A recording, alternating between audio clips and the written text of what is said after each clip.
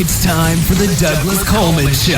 Mr. Smooth and Savvy is joined by guests from all walks of life, from the entertainment industry to authors to political and social commentators, the famous and not so famous, the controversial and the light and fluffy. We have it all. Now, here's Douglas Coleman.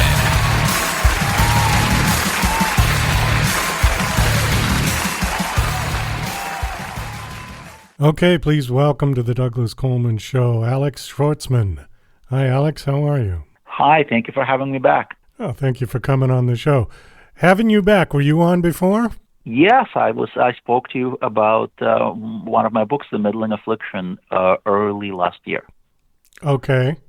Oh, toy store? Something? Yeah. Game stores. Game store. Okay, now I remember you. Okay.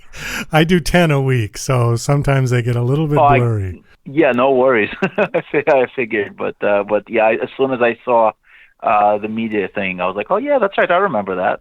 Okay. Yeah, well, welcome back. Nice to have you back. Thank you. And now you're here to promote a book called The Digital Aesthete. Is that how I pronounce that? It's aesthete. Aesthete. Somebody who appreciates art and like the fine culture. Okay, so like aesthetically, something like that, right? Yeah, so it's the same root as aesthetic, but the word aesthetic, it's a little bit of an SAT word, but I tend to get myself in trouble by using those for book titles because I am a huge nerd and I really rejoice at discovering a new word in the book. And so I figured that a lot of the readers who will appreciate my novels and my anthologies will probably feel the same way. So I tend to use these difficult words in book titles, sometimes getting myself in trouble. You are the editor of this book, at least I'm looking at the cover, and there's a whole bunch of people on here. Adrian Tchaikovsky, is that any relation to Swan Lake Tchaikovsky? Not quite, but he is a very famous science fiction author who has recently won the Hugo Award, as a matter of fact, just this past month, and many other awards for his fantasy novels and science fiction novels. But he bears no relation to the composer, as far as I know. All right, so this book is about AI, and specifically, it's about AI as it relates to art. Is that correct? That's right. I thought it was a really interesting area to explore. When I started working on this anthology, this is when Midjourney first kind of, came onto the scene and made quite a splash because it affected so many artists and so many people had negative feelings, while other smaller camp was extremely optimistic and kind of like bullish about the technology. And then very shortly afterward, we saw the emergence of ChatGPT and similar, text programs as well, that people started trying to use them to write fiction, among other things, which they're still very, very bad at. But the point of any technology is that when it starts out, it's not going to be very good, but it has an opportunity to grow and get a lot better at it. So it becomes an existential threat to a lot of creatives in the field, artists, writers, musicians. There's all sorts of applications for this technology. So what is the best thing to do for somebody who's really concerned about these sort of things? It's to do what they do best, to be creative. And I thought it would be a great idea to get some of the best writers in the industry to sort of envision the futures where true artificial intelligence, not just ChatGPT, which is not actually AI, something that we could talk about as well, true artificial intelligences exist and how they would interact with art, whether as art creators or aesthetes, art appreciators. Okay, well, I have heard mostly negative things about AI, generally speaking. But you know what? I would equate the anti sort of opinion about it similarly to when any big technology comes along. I mean, people were moaning and groaning 130 years ago when the Industrial Revolution happened. Musicians that I know were moaning and groaning in the early 80s when karaoke machines started to take over venues that previously hired live bands. Digital sampling was another one for musicians that was a big sticking point. And eventually people either didn't use it and dropped out of the whole game, or they adapted to it. So right now, because AI is fairly new, I'm seeing a lot of moaning and groaning about it, how it's going to take over the industry. They won't need human beings anymore. This was one of the sticking points of the artist strike in Hollywood, was that all the actors were going to be replaced by AI. So if this book that you've written, does it have a more of a positive spin on AI and its applications and how we're going to get along with this thing? So I wanted all sorts of opinions, and that's the advantage of having an anthology rather than a novel. It's written by a number of different authors, and they all have their own takes on the concept. And I wanted to make absolutely certain that it wasn't all doom and gloom. And by the way, the writers that I invited, I did not tell them like, hey, write me a positive spin on this, or hey, make sure that you have an optimistic outlook. And a few of the stories really do have very, very grim, views of what's going to happen. And that's true to form because we don't know, right? Like, to use the examples that you just gave, two that trend a little closer, in my opinion, to this are Photoshop. Right, when Photoshop first came out, all the graphics designers were crying that they were going to be out of the job because anybody was going to be able to do their job without hiring a professional. But very quickly we found out that Photoshop was extremely powerful, became more and more powerful and more complicated with every iteration. And now it really does take somebody who is a master at it to be able to do the job well. So there are more graphic designers than ever today. On the flip side of that, when the technology of the photograph became available in the late 1800s, most painters felt that they were going to lose their jobs because the primary source of their income was drawing people's portraits. It was not a cheap thing, but it was something that, most like middle-class families could afford and would, engage in occasionally, but the photograph became a lot cheaper. So what happened? Artists are still with us, but very, very few of them make their money actually drawing portraits, right? And so a lot fewer people earning a living basically doing something like that. So a lot more artists now are either hobbyists or their sources of income are completely different. So is it possible that Midjourney is going to completely upend their lives? Absolutely. Is it possible that it's going to create additional opportunities and there will be more artists being able to earn more money in the future? Also, absolutely. And so the stories that are featured in this book kind of like take a look at both sides and try to attack the problem from every direction imaginable, which is what makes it interesting. You don't want to just read, kind of like listening to an album. If every song is the same, then what's the point of it, right? Well, that's true. Just going back to something you said about portrait painting. Interestingly enough, at this day and age, if I was vain enough that I wanted a giant photo of myself over the mantelpiece, I would get somebody to paint my portrait. I think it looks much more interesting than going to the, photo studio and having one of those like school book type photos put over the fireplace. I think painted in oil would look really neat. That's just my opinion, but I would prefer that to a photograph. And you're right. I mean, that is really cool, especially if you find an artist whose style you enjoy. But it is also undeniable that there are far fewer artists engaged, getting that kind of work and able to make a living off of it. Whereas there's any number of apps and websites where you can upload your photograph and they will print it for you as a canvas print, as a geekly, as printed on metal. I mean, all sorts. Technology makes those things possible, and it's a benefit to the consumer, but it is not the benefit to the artist necessarily. Well, that's true. The one thing about AI that is, I suppose, or should be concerning to people is if it ever gets to the point of the Terminator, where it has its own agenda. I think we're a long ways away from that, but it's technically possible. In theory, sure. In practice, the models that we are looking at today, the ones that everybody's been talking about for the past year or so, which is Midjourney, ChatGPT, etc., they're not actually artificial intelligence at all, and they can never become artificial intelligence because of how they're built. They're something called large language models, which is essentially a really sophisticated database that converts stuff into numbers and spits out generalized answers.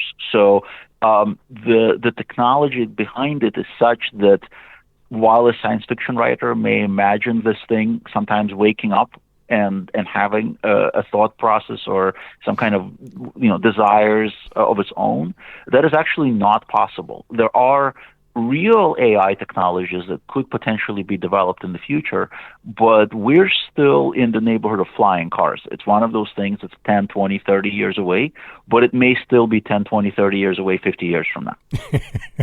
Well, that's a good comparison.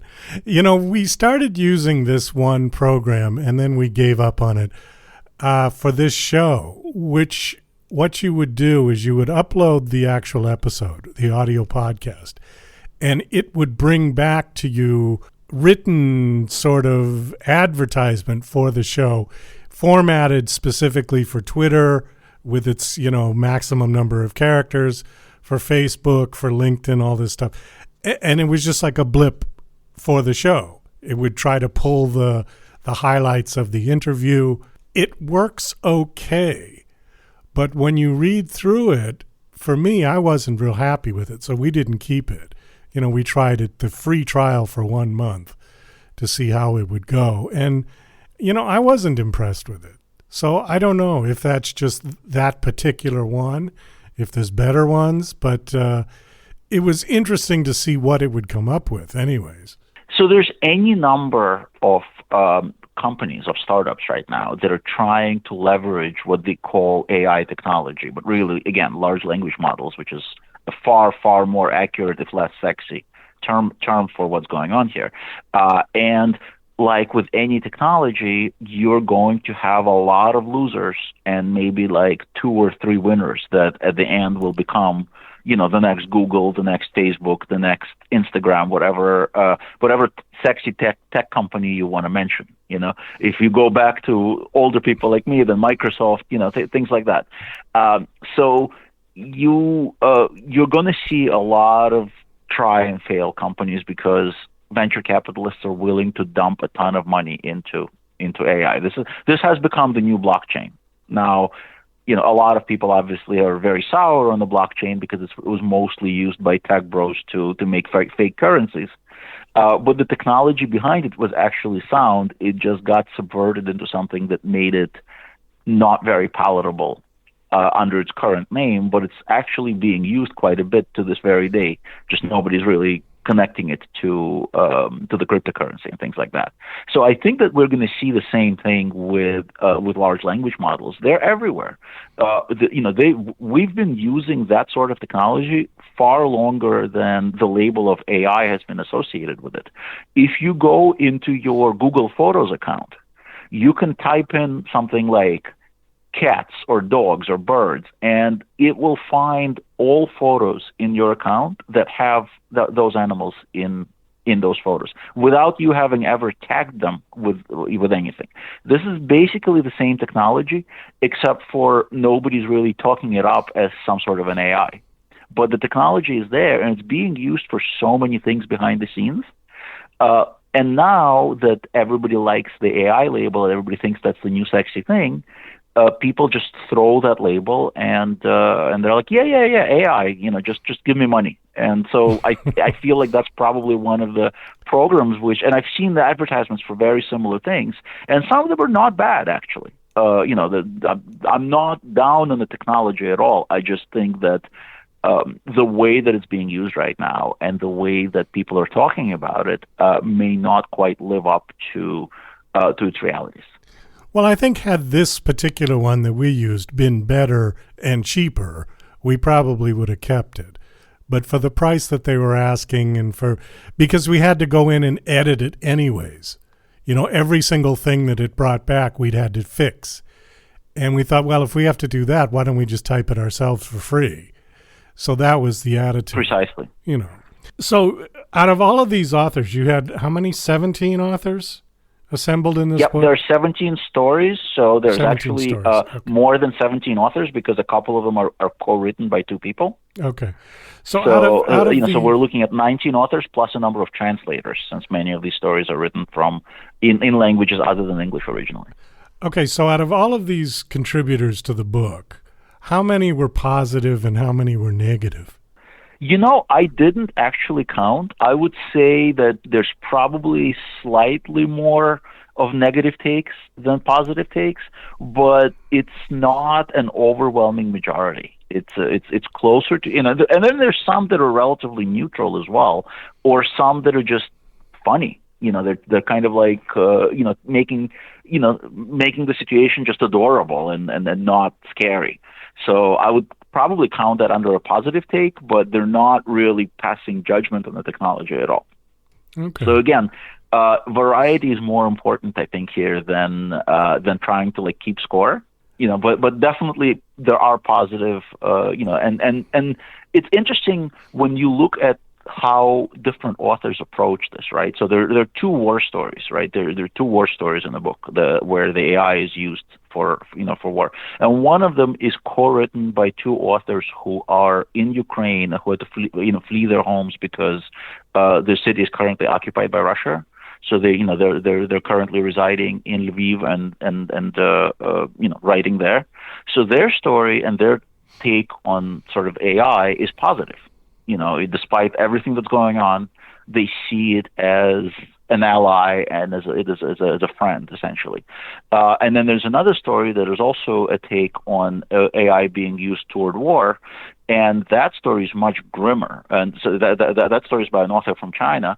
That story is much grimmer, but again, AI itself is not at fault here. It's more of what the humans are kind of making it do, and they're what it's doing is it's essentially making an augmented reality overlay where instead of seeing the horrors of war, soldiers and people who are forced to do the fighting are seeing artwork. They're seeing these beautiful images instead of the horrific scenes of carnage. And so does that mean that AI is a bad thing? Probably not. It's more of a commentary on how the technology might be used in the future, and the fact that we have the power to either make AI our ally and use it for the purpose of good, or we can use it toward war, toward just like anything else, like nuclear energy, right? You could make a bomb, or you can basically power the world with nuclear energy. So it's the same thing with AI. I see something on here. I don't know what it is. Drone forgers? What is that? Delve into the minds of robot painters, AI poets, drone forgers. So this is actually referring to a story by Jane Aspenson, who is a Hugo Award-winning scriptwriter. She's written for shows like Buffy the Vampire Slayer, Gilmore Girls, Foundation, Game of Thrones, and many others that you've heard of. So she wrote a story about an intelligent AI drone whose job it is to procure items of essentially naive art, which is art by pretty much people who've left technological society and become indigenous. And at some point, it fails to procure the proper piece of artwork, but it must deliver something to its masters. So it creates a forgery, and the forgery is kind of like more successful and better accepted than the original artwork itself. And so the drone kind of goes on this journey of, well, why am I going out there trying to find these mediocre pieces of real naive artwork where I could just create my own, and it becomes a forger.